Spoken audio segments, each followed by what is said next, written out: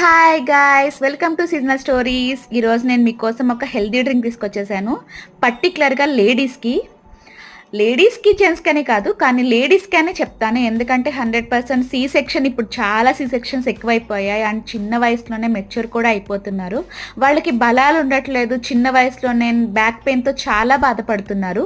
అలాంటి వాళ్ళు వాళ్ళ డైట్లో ఈ రాగి మాల్ట్ని యాడ్ చేసుకోండి. నెయ్యి బెల్లం ఉండడం వల్ల ఇంకా మంచిగా హెల్ప్ అవుతుంది.